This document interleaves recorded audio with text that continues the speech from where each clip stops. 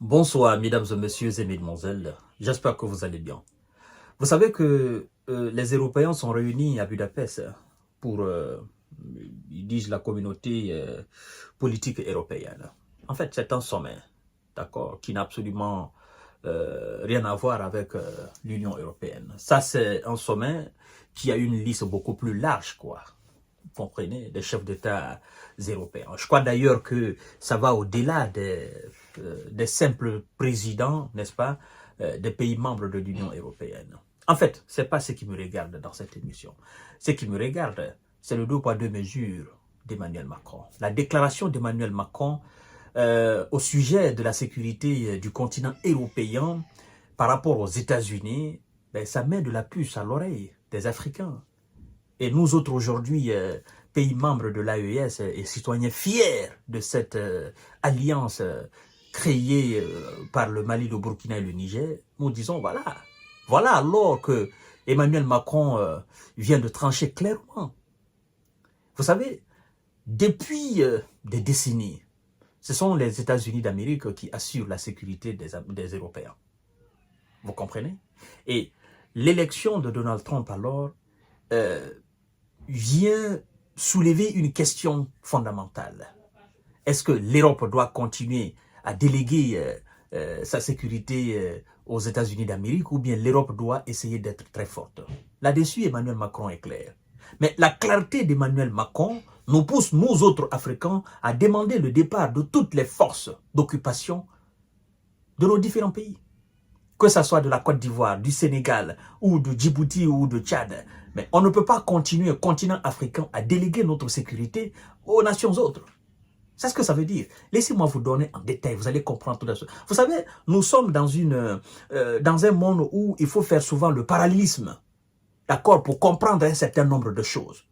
Si les Européens doivent se battre pour avoir leur autonomie dans le domaine de la défense, mais pourquoi pas la même chose pour les Africains?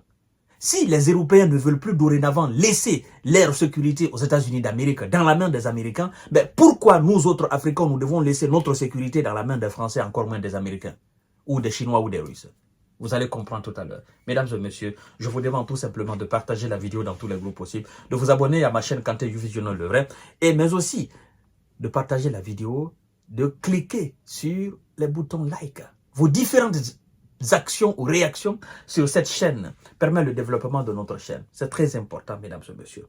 Emmanuel Macron, devant la communauté politique européenne, il dit, je cite, « Nous, Européens, n'avons pas à déléguer pour l'éternité notre sécurité aux Américains. » Ça veut dire quoi?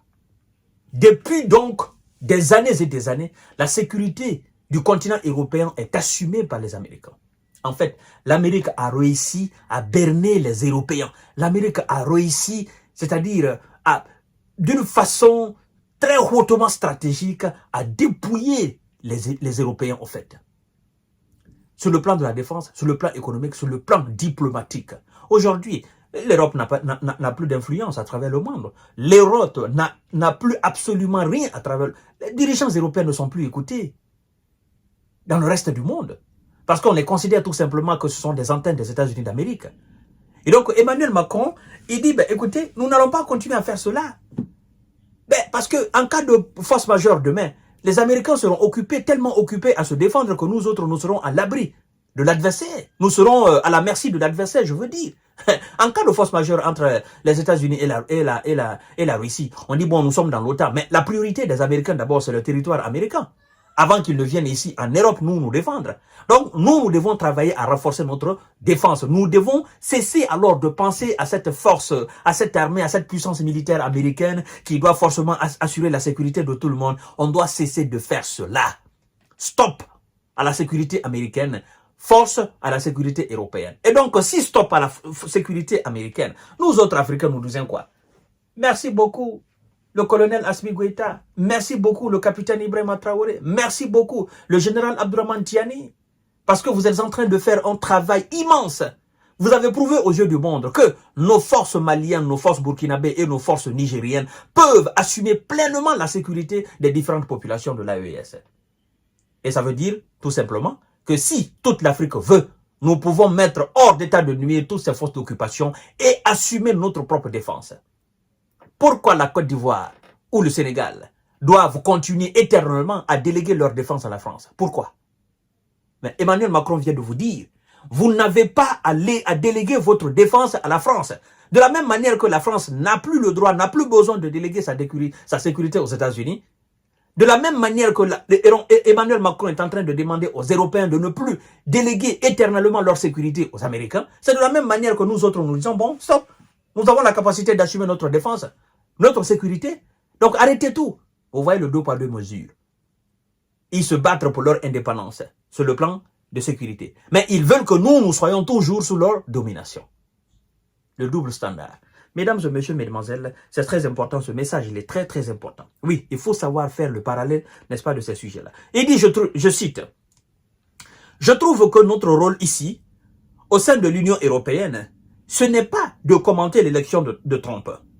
Savoir si cela est bon ou pas bon, il a été élu par le peuple américain. Il va défendre les intérêts des Américains. C'est légitime. Et c'est une bonne chose. La question c'est, est-ce que nous, on est prêt à défendre l'intérêt des Européens? Ah Ah oui, ça. Notre rôle n'est pas de commenter l'élection de Donald Trump. Il a été élu par les Américains. Et il va se battre pour les intérêts des Américains. Et notre rôle est de nous battre pour les intérêts des Européens. Sur tous les plans. Le rôle alors des chefs d'États africains, le rôle de l'Alliance est de se battre, de l'AES est de se battre pour les intérêts de l'AES. Sur tous les plans. Plan diplomatique, plan politique, plan d'influence, plan sécuritaire, plan économique. Sur tous les plans, mesdames et messieurs, c'est mesdemoiselles. Vous comprenez? Alors, monsieur continue en disant ceci. Il dit, c'est légitime et c'est une bonne chose. La question c'est, est-ce que nous, on est prêt à défendre les intérêts des Européens? Je pense que c'est notre priorité, a notamment déclaré le chef de l'État avant de poursuivre. Il dit, je cite, « Cela ne doit ni être dans un transatlantique qui serait naïf, ni dans la remise en cause de nos alliances, ni dans un nationalisme étriqué, n'est-ce pas, qui ne nous permettent pas de relever ce défi face à la Chine et aux États-Unis d'Amérique. C'est un moment, n'est-ce pas, de l'histoire pour nous, les Européens, qui est décisif. En gros, qu'est-ce que Emmanuel Macron veut dire? Parce que toute cette parodie, en fait, c'est parce que M. Donald Trump est à la tête des États-Unis. C'est parce qu'il a remporté les élections. Au moment que M. Biden était là, est-ce qu'il y avait un tel discours? C'est parce qu'ils ont senti quelque chose. Lui, il a déclaré qu'il s'est entretenu avec M. Donald Trump, je crois bien une vingtaine de minutes. Je crois bien si je ne me trompe pas. Et certainement, Donald Trump a dû lui dire des choses très claires. Et donc, il se dit, ben, écoutez, c'est le moment pour nous, Européens, de redémarrer nos usines, nos complexes militaro-industriels. C'est le moment pour nous de mettre du pognon.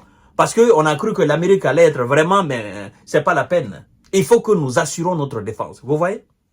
Sans les États-Unis d'Amérique, l'Europe n'est rien, l'OTAN n'est rien, la sécurité de tous ces pays qui sont en train de bavarder aujourd'hui, qui sont en train de bomber le torse face à la Russie, sans les États-Unis d'Amérique, sans la sécurité américaine, ces pays-là ne sont absolument rien, ne représentent rien. Ils veulent profiter seulement de la sécurité américaine et de l'influence américaine, de l'armada militaire américaine. Et donc, mais comme Donald Trump, lui, il n'aime pas bavarder, et il a montré à tout le monde que dorénavant, chacun va assumer sa sécurité. Ben, écoutez, Emmanuel Macron dit, ben, écoutez, les gars, c'est le moment pour nous de lever la tête. C'est le moment pour nous de sortir maintenant, n'est-ce pas, de nos silences. C'est le moment pour nous de faire ce qui doit être fait pour protéger nos citoyens et pour défendre les intérêts européens. Donc, c'est le moment pour nous, chefs d'États africains, surtout les dinosaures de l'AES, tenez bon.